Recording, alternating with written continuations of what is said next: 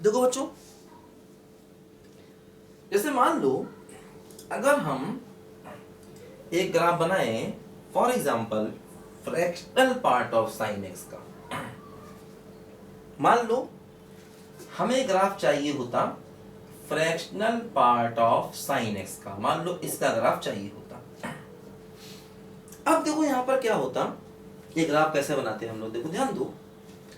Fractional part को लिख सकते हैं x minus greatest integer x, है ना।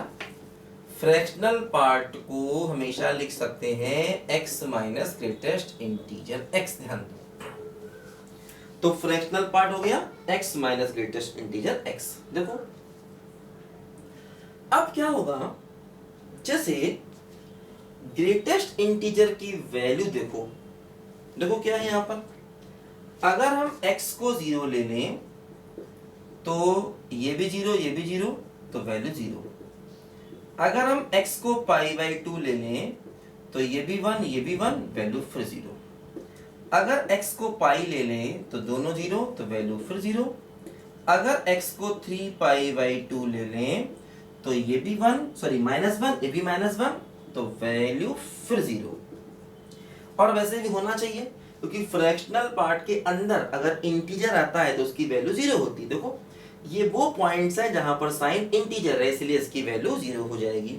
देखो अब क्या होगा यहां पर, अगर हमें फ्रैक्शनल पार्ट का ग्राफ चाहिए, देखो क्या होगा, सबसे पहले देखो यहां पर हम क्या करेंगे, ये 0 है, ये π/2 है, ये पाई है, ये 3π/2, ये 2π। देखो इन पॉइंट्स पर वैल्यू 0, 0 पर वैल्यू 0, π/2 पर वैल्यू 0। इन सारे पॉइंट्स पर देखो fractional part of sine x की वैल्यू 0 है, इन सारे पॉइंट्स पर ध्यान दो। ठीक, देखो अगर हम 0 और π/2 के बीच में जाएं तो 0 π/2 के बीच में ग्रेटेस्ट इंटीजर 0 हो जाएगा। तो क्या होगा, देखो 0 और π/2 के बीच में क्या होगा, ग्रेटेस्ट इंटीजर साइन एक्स 0 हो जाएगा, तो y बराबर साइन एक्स बचेगा बस। देखो 0 और π/2 के बीच में जाएंगे तो साइन की वैल्यू 0 1 के बीच में है, तो उसका ग्रेटेस्ट इंटीजर 0 हो जाएगा। तो जैसे ही ग्रेटेस्ट इंटीजर 0 हुआ, y किसके बराबर आ गया, साइन एक्स के। देखो y बराबर साइन एक्स, देखो ये ग्राफ चलेगा ऐसे, π/2 पर यहां सर्कल, क्योंकि वैल्यू यहां पर 0 है, ध्यान दो π/2 पर वैल्यू 0 है। फिर आ जाओ π/2 और पाई के बीच में, फिर साइन क्या है 0 1 के बीच में, तो उसका ग्रेटेस्ट इंटीजर फिर 0। तो देखो π/2 और पाई के बीच में क्या होगा, π/2 और पाई के बीच में ग्रेटेस्ट इंटीजर की वैल्यू 0 हो गई, तो फिर से y बराबर क्या हो गया, बोलो साइन एक्स। तो फिर से देखो वही ग्राफ वापस आ गया, रिपीट कर गया, y बराबर साइन एक्स का, है ना। अच्छा अब देखो क्या होगा, आगे बढ़े, पाई और 3π/2 के देखो बीच में क्या है, पाई और 3π/2 के बीच में साइन की वैल्यू 0 -1 के बीच में है, तो ग्रेटेस्ट इंटीजर क्या हो जाएगा, -1। तो y बराबर क्या होगा, देखो इसकी वैल्यू -1, तो y बराबर क्या हो गया, बोलो साइन एक्स प्लस 1, मतलब साइन एक्स में 1 जोड़ दो, तो इस फंक्शन में 1 जोड़ दो, इसमें 1 जोड़ोगे तो ग्राफ ऊपर पहुंच जाएगा। ऊपर का मतलब देखो यही ग्राफ ऐसे आएगा, ऐसे करके, ये है ना, यही ग्राफ देखो ऐसे करके आएगा, यहाँ पर ये ऐसे। इस ग्राफ में 1 जोड़ोगे तो ग्राफ ही 1 डिस्टेंस ऊपर चला जाएगा, है ना। पाई पर वैल्यू ऑलरेडी 0 थी, इसलिए यहाँ सर्कल बनाया, और यहाँ पर 3π/2 पर वैल्यू पहले से ही 0 थी, है ना।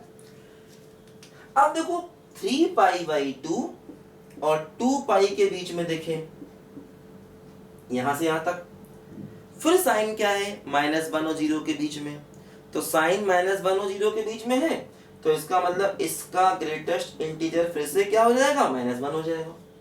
तो ग्रेटेस्ट इंटीजर -1 हो गया, तो ये +1 हो जाएगा। तो y बराबर क्या हो जाएगा, देखो फिर से साइन एक्स +1।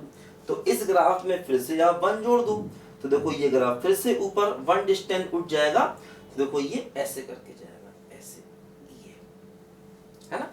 तो ये ग्राफ अपनी जगह ही रहेगा, लेकिन देखो π/2 पर यहाँ सर्कल आ गया, यहाँ डॉट आ गया, और ये वाला ग्राफ इतनी डिस्टेंस से ऊपर उठ जाएगा, क्योंकि ये फंक्शन -1 और 0 के बीच में है, तो उसका ग्रेटेस्ट इंटीजर -1 रहेगा, है ना। साइन की वैल्यू देखो, इस हिस्से में भी साइन की वैल्यू देखो, तो जैसे ही ग्रेटेस्ट इंटीजर -1 हुआ, ग्रेटेस्ट इंटीजर -1 का मतलब साइन x +1 हो जाएगा, इसीलिए वो, है ना। क्योंकि देखो ये वैल्यू यहीं से निकाली, यहाँ से ये, इसको -1 रखोगे तो +1 हो जाएगा, देखो ये। तो ये fractional part of sine x का ग्राफ हमने बना लिया, ठीक बात है। लिखो सब बच्चे ध्यान से इसको। अब ऐसे फ्रैक्शनल पार्ट कॉस होगा, वो भी ऐसे बनाएंगे, है ना। ये चीजें हम लोग क्या कर रहे हैं, बेसिक कॉन्सेप्ट पे जाके बना रहे हैं, देखो सारे ग्राफ की जरूरत हमको पड़ेगी कई जगह पर आगे भी।